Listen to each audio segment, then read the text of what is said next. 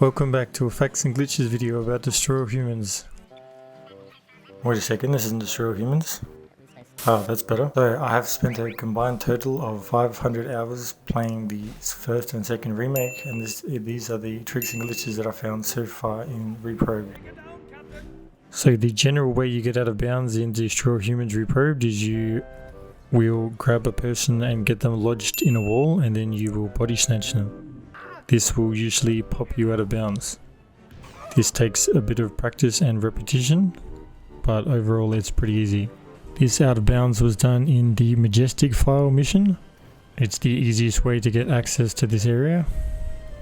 Just be aware that if you go too low in the out of bounds area, it will fail the mission. Easy ammo refills. So this fact about the game also applies to the first remake, and that is if you reload a checkpoint you will refill your ammo. This can sometimes be useful midway through a mission. Just reload the checkpoint and you get all your ammo back.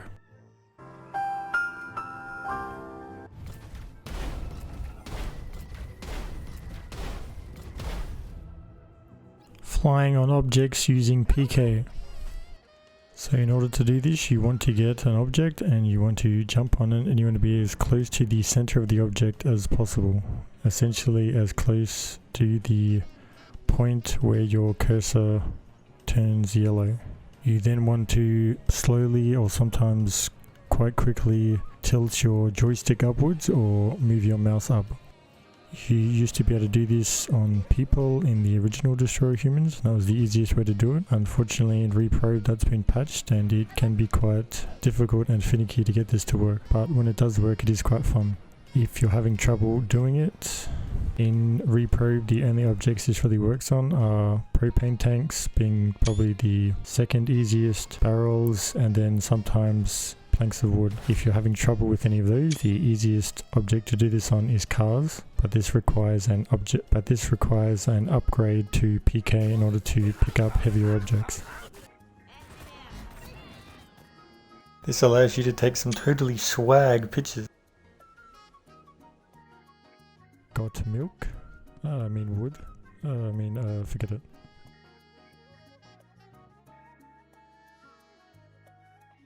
Ion boosting. So something you've probably been seeing me doing throughout the video is something we term ion boosting. This works in a similar way to other games where nade boosting and rocket jumping is a movement technique. Interestingly, in the original Destroy All Humans 1 game, this wasn't the case. How you do this is just by dropping ions behind you while you're using the skate ability.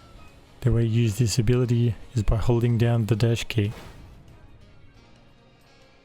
Respawning inside buildings. So this is a weird glitch. Some of the buildings in the game you can actually respawn inside of. Basically what you want to do is you want to destroy them, then you want to walk back to the main menu and then back to the game, and usually the game tries to put you where you were last standing, in the open world at least.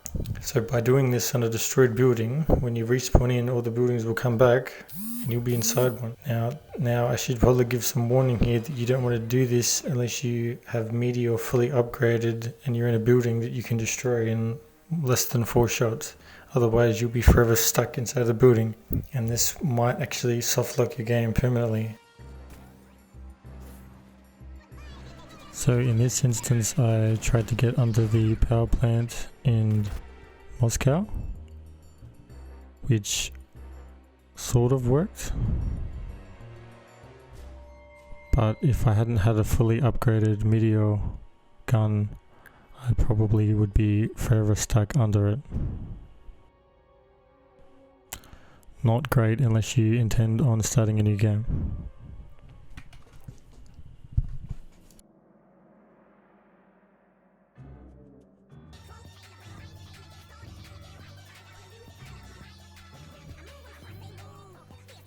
Magic door strat. This trick is very much, I just think they're neat, but I still thought it was worth including. So in a specific mission of the game you have to destroy this building, and this is when you first unlock the meteor gun, so you can't use it upgraded at all. And sometimes you need 3 or even 4 volleys from the meteor gun to destroy the building. But i.e. Kevin found out that for some reason if you aim at this door, you can destroy the building in 2 and sometimes even 1 shots. The more you know. This footage coming up is from i.e. Kevin getting it in 1 shot.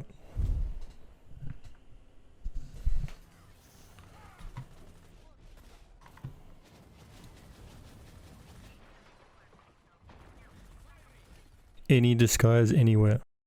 So I found out about this glitch over on the Destroy All Humans subreddit. Basically you can body snatch somebody, then go to your saucer, change your location to any of the other 4 zones, and you will keep the disguise usually. If you're wondering how you keep a disguise for an extended period of time, because the game didn't do a very good job of making it obvious. Unlike the first game where you just read people's minds to restore the energy, you actually have to use your mind control gun to make X amount of people dance, and when they start dancing, you'll have your energy restored for the body snatch. But yeah, this is pretty cool, just a fun glitch to try out. You can have, people in space without astronaut masks on, etc, etc, etc.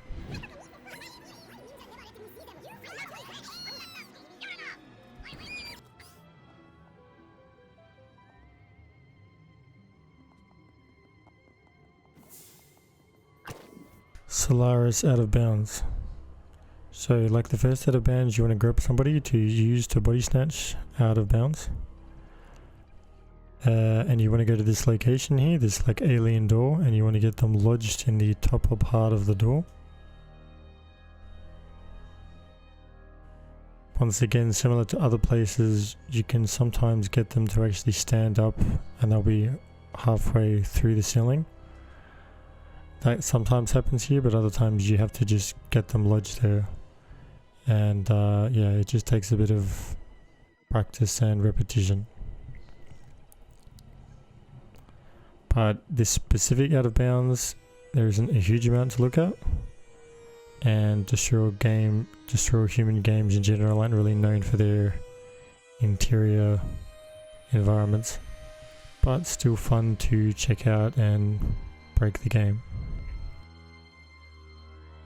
If you're stuck here and you need to get back out, you can stop skating and you will eventually die in the water, or you can sometimes get back in bounds.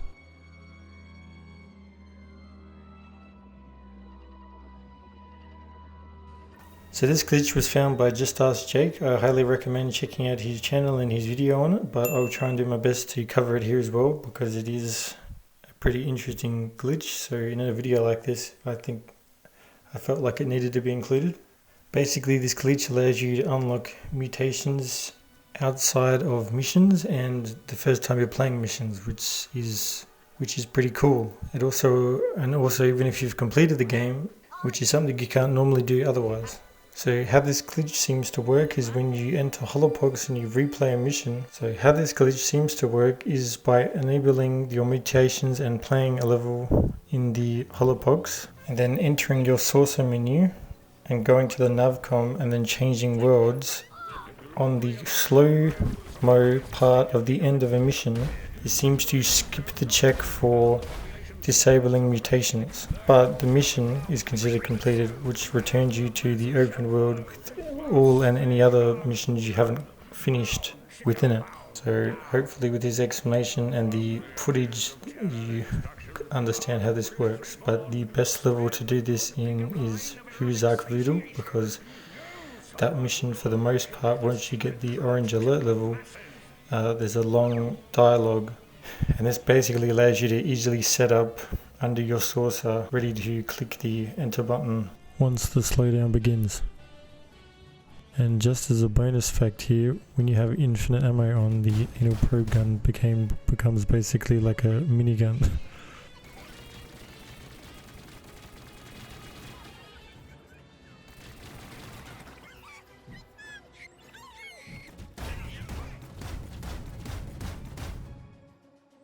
Bonus, Kojira Vs Saucer.